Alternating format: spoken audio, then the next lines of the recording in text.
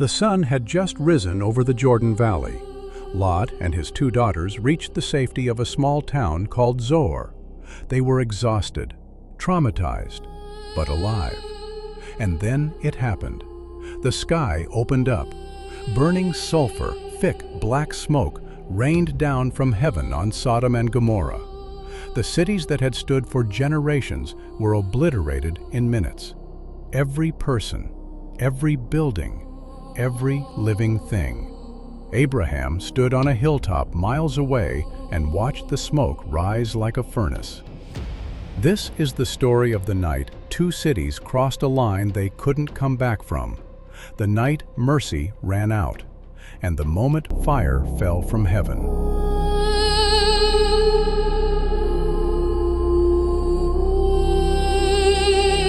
It started with a strange visit to Abraham.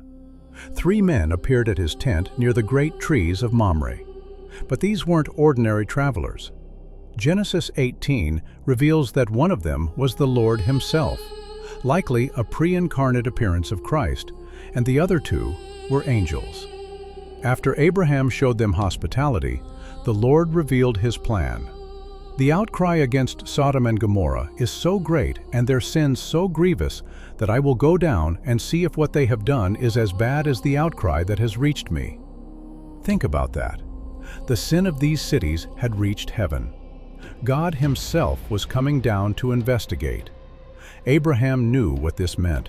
His nephew Lot lived in Sodom with his family. If God was investigating, judgment was coming. And that's when Abraham did something audacious. Abraham stepped forward and began one of the most remarkable conversations in Scripture. He started negotiating with God. Will you sweep away the righteous with the wicked? What if there are 50 righteous people in the city? Will you really sweep it away and not spare the place for the sake of the 50 righteous people in it? God agreed. If I find 50 righteous people in the city of Sodom, I will spare the whole place for their sake. But Abraham wasn't done. He kept going. What if the number is 5 less than 50? God, if I find 45, I will not destroy it. What if only 40 are found? God, for the sake of 40, I will not do it. What if only 30? God, I will not do it if I find 30. Abraham was on a roll. What if only 20?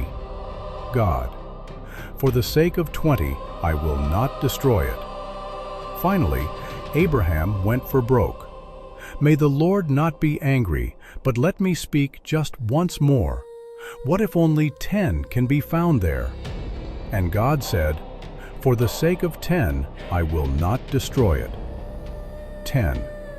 That was the bottom line. If there were just 10 righteous people in the entire city, God would spare it. But here's the tragedy. As Abraham would soon discover, there weren't even 10.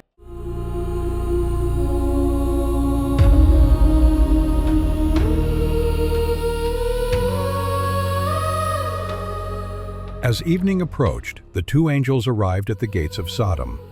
Lot was sitting there. He'd become a prominent figure in the city, sitting at the gate where elders conducted business. When Lot saw them, he immediately recognized something different about these strangers. He bowed down and insisted they come to his house for the night. At first, they refused, saying they'd spend the night in the city square. But Lot urged them so strongly that they agreed to come to his house. Why was Lot so insistent?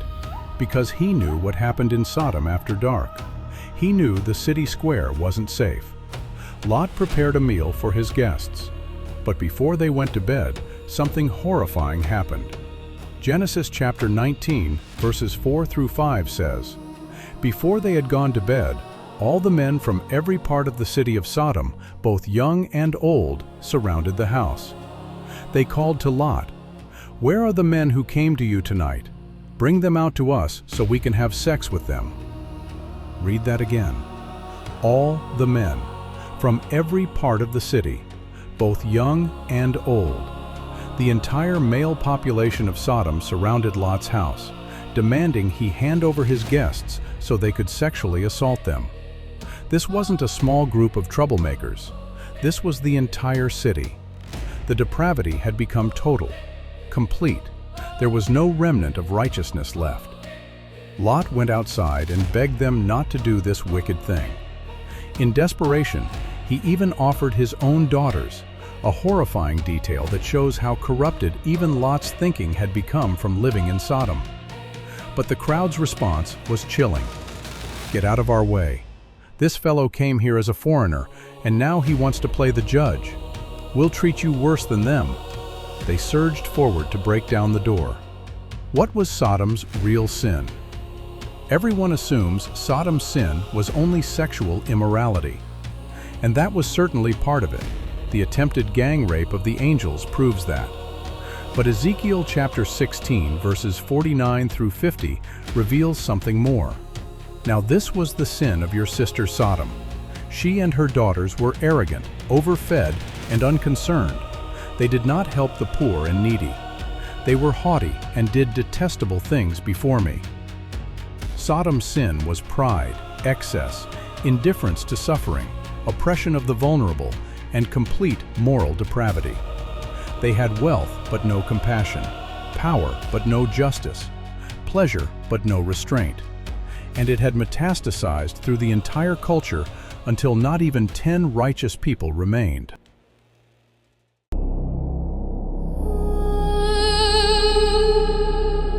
As the mob tried to break down Lot's door, the angels pulled him back inside and struck the men at the entrance with blindness. But even blind, the men kept groping around trying to find the door. Their depravity was so complete they couldn't stop even when supernaturally struck blind. Inside, the angels revealed their mission to Lot. "Do you have anyone else here, sons-in-law, sons or daughters, or anyone else in the city who belongs to you? Get them out of here, because we are going to destroy this place. The outcry to the Lord against its people is so great that he has sent us to destroy it." The countdown had begun. Lot ran to his sons-in-law. The men engaged to his daughters and urged them, "Hurry and get out of this place, because the Lord is about to destroy the city." But Genesis 19:14 says they thought he was joking. They laughed it off. They couldn't believe God would actually judge their city. They'd lived in Sodom so long that judgment seemed impossible. So they stayed, and they would die with the city. As dawn approached, the angels urged Lot, "Hurry, take your wife and your 2 daughters who are here, or you will be swept away when the city is punished." But Lot hesitated. Genesis 19:16 says he hesitated, even after everything he'd seen, even knowing judgment was coming. He hesitated. Why? Because Sodom was his home, his investment, his life. Leaving meant losing everything he'd built. So the angels grabbed him by the hand. They grabbed his wife, they grabbed his daughters, and they physically dragged them out of the city. Mercy was dragging them to safety even as they hesitated. As soon as they were outside the city, one of the angels gave them a command. "Flee for your lives. Don't look back and don't stop anywhere in the plain. Flee to the mountains or you will be swept away." 3 commands. 1. Run for your lives. 2. Don't look back. 3. Don't stop in the valley. But Lot, still hesitating, negotiated one more time. "No, my lords, please, let me flee to that small town over there instead of the mountains." The angel agreed. "Very well, I will grant this request too. I will not overthrow the town you speak of, but flee there quickly, because I cannot do anything until you reach it." God's mercy was holding back judgment until the righteous were safe. The town was called Zoar, meaning small or insignificant, and Lot ran. Genesis 19:23 marks the moment. By the time Lot reached Zoar, the sun had risen over the land. Lot stumbled into the small town, exhausted, safe, and then verse 24 happens. Then the Lord rained down burning sulfur on Sodom and Gomorrah, from the Lord out of the heavens. Read that carefully. The Lord from the Lord. The Trinity at work in judgment. God the Son on earth. God the Father in heaven, raining down fire. Burning sulfur, brimstone, fell from the sky. Not a natural disaster, not a volcano. Divine fire from heaven itself. The cities exploded in flames. The heat was so intense that everything, buildings, people, animals, plants, was incinerated. Genesis 19:25. Thus he overthrew those cities and the entire plain, destroying all those living in the cities, and also the vegetation in the land. Complete, total annihilation. The cities that had stood for generations were erased in minutes. The smoke rose thousands of feet into the air, visible for miles. And standing on a hilltop overlooking the valley, Abraham watched. Genesis 19:27-28. Early the next morning, Abraham got up and returned to the place where he had stood before the Lord. He looked down toward Sodom and Gomorrah, toward all the land of the plain, and he saw dense smoke rising from the land, like smoke from a furnace. Abraham had negotiated for 50 righteous, then 45, then 40, then 30, then 20, then 10. But as he watched the smoke rise, he knew there weren't even 10. His nephew Lot had escaped, but the cities? Gone. The negotiation had failed not because God was unmerciful, but because the righteousness simply wasn't there. But there's one more tragic detail. Remember the command?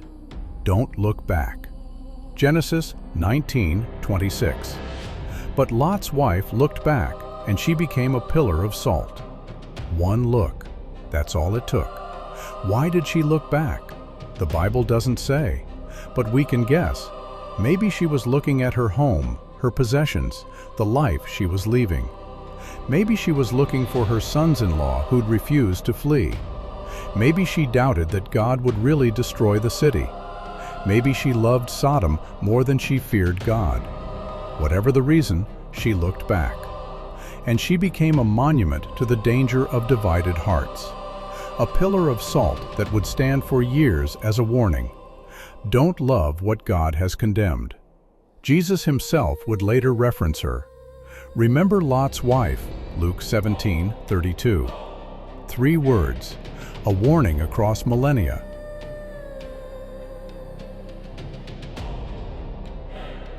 Here's something remarkable.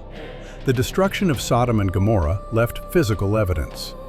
The area around the Dead Sea, where scholars believe these cities were located, contains unusual geological formations, including sulfur balls and evidence of intense heat.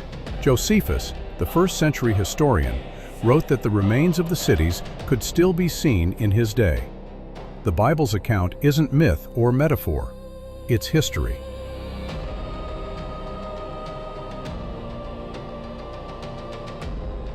So what does this ancient story mean for us today? Lesson 1. God's mercy is real, but it has limits. God didn't want to destroy Sodom. He sent angels to investigate. He listened to Abraham's intercession. He would have spared the entire city for 10 righteous people. He even physically dragged Lot's family out. But when mercy is continuously rejected, when evil becomes total, when there's no righteousness left, judgment comes. Lesson 2. Gradual compromise leads to total corruption. Lot started by moving near Sodom, Genesis 13. Then he moved into Sodom, Genesis 14. Then he's sitting at the city gate as a leader, Genesis 19. His daughters married men from Sodom. He was so immersed that he hesitated to leave even as fire was about to fall. Small compromises compound into captivity. Lesson 3.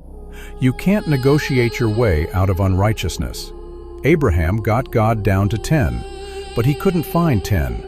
The problem wasn't God's standard, it was the city's depravity. Today we try to negotiate with God. Surely this sin isn't that bad. Surely you'll overlook this. But God's holiness doesn't bend. Righteousness matters. Lesson 4. Looking back can cost you everything. Lot's wife was so close to safety, but she looked back at what she was leaving instead of forward to where God was taking her. What are you looking back at that God has called you to leave? Lesson 5. Intercession matters, even when it doesn't change the outcome. Abraham's prayer didn't save Sodom, but it revealed God's heart. God would have spared the city for 10 righteous. Your prayers matter. Your intercession matters, even when the outcome isn't what you hoped. The smoke from Sodom and Gomorrah could be seen for miles, for days. A warning written in ash and sulfur: there is a line, and when a city or a person crosses it, mercy runs out and judgment falls. Peter wrote, "If he condemned the cities of Sodom and Gomorrah by burning them to ashes and made them an example of what is going to happen to the ungodly," 2 Peter chapter 2, verse 6. An example, a warning. The question isn't, could God do that? The question is, what are we doing that looks like Sodom?